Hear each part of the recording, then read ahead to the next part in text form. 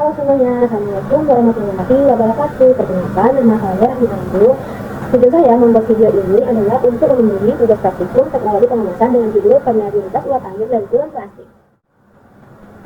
Ada 5 pokok bahasan yang akan dibahas pada kali ini. Yang pertama ada definisi, yang kedua tujuan praktikum, yang ketiga fungsi permeabilitas terhadap kemasan, yang keempat teori-teori penunjang, dan yang kelima adalah kesimpulan. Nah, apa sih permeabilitas uap air itu? Permeabilitas uap air adalah ukuran seberapa mudah uap air dapat melewati suatu bahan, film, atau plastik yang sangat penting untuk menjaga kualitas produk yang akan dikemas. Kemudian kita masuk ke pokok bahasan yang kedua, tujuan praktikum. Di sini tujuan praktikumnya ada 3. Yang pertama adalah pengenalan dan menjaga kecepatan transmisi uap air melalui plastik pengemas. Tujuan yang kedua adalah menentukan kecepatan transmisi uap air dari beberapa bahan pengemas pada temperatur dan kelembapan tertentu. Yang ketiga adalah menentukan permeabilitas bahan pengemas. Yang pertama adalah melindungi produk dari kerusakan. Permeabilitas yang rendah dapat membantu mencegah uap air, gas, atau mikroorganisme yang akan masuk ke dalam kemasan, sehingga melindungi produk dari pembusukan, oksidasi, atau perubahan-perubahan warna. Fungsi yang kedua adalah menjaga kualitas produk. Kemasan dengan permeabilitas yang sesuai dapat membantu menjaga suhu, komposisi gas, kemudian produk itu tetap segar dan berkualitas selama penyimpanan. Yang ketiga, mencegah kerusakan akibat oksigen. Permeabilitas yang rendah dapat mencegah oksigen masuk sehingga tidak mudah bahan pangan itu teroksidasi. Kemudian yang keempat, menghambat pertumbuhan mikroorganisme. Karena oksigen tadi yang masuk akan dicegah, maka mikroorganisme tidak akan tumbuh pada bahan pangan yang tidak terdapat oksigen. Karena salah satu faktor mikroorganisme tumbuh adalah adanya oksigen.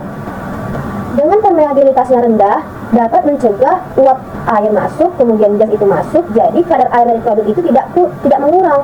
Jadi tetap renyah, tetap terjaga kualitasnya selama penyimpanan. Kemudian fungsi yang keenam mungkin tertutupi, mungkin saya bisa bacakan, yaitu mengurangi risiko kerusakan saat pengiriman.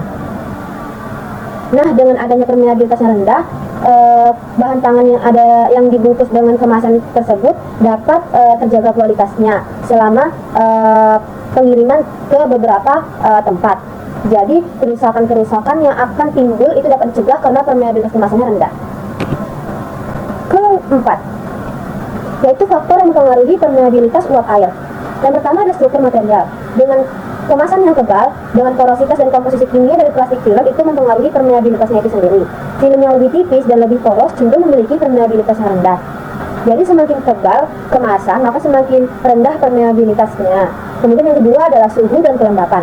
Permeabilitas uap air meningkat dengan suhu yang lebih tinggi dan kelembapan relatif rendah, disebabkan oleh peningkatan energi kinetik molekul air pada suhu yang tinggi. Kemudian yang ketiga tekanan uap. Perbedaan tekanan uap antara dua sisi film juga mempengaruhi laju permeabilitas. Semakin besar perbedaan tekanan, maka semakin tinggi laju permeabilitasnya. Kemudian produk pangan. Jadi permeabilitas ini dipengaruhi juga oleh produk pangan. Produk pangan apa yang di dalam kemasan kelima, yaitu kesimpulan. Berdasarkan tujuan ada 3, maka kesimpulannya juga ada 3. Kemudian kecepatan transmisi uap air melalui plastik pengemas merupakan langkah awal untuk memahami bagaimana bahan pengemas berinteraksi langsung dengan lingkungan. Metode pengujian yang tepat memiliki penilaian yang akurat terhadap kemampuan bahan dalam mengendalikan kelembapan dan menjadi produk yang dikemas. Kemudian kecepatan transmisi uap air bervariasi tergantung pada jenis dan karakteristik bahan yang dikemas. Hasil pengujian menunjukkan bahwa faktor-faktor seperti ketebalan, komposisi kimia, dan kondisi lingkungan berperan dalam menentukan laju transmisi uap air. Hasil analisis menunjukkan bahwa bahan dengan permeabilitas yang lebih rendah lebih efektif dalam menjaga kelembapan produk, sedangkan bahan dengan permeabilitas tinggi dapat lebih cepat mengalirkan uap air yang tidak ideal untuk aplikasi tertentu. Ini saja yang dapat saya sampaikan. Apabila ada kekurangan dan kelebihan, mohon dimaafkan. Terima kasih. Wassalamualaikum warahmatullahi wabarakatuh.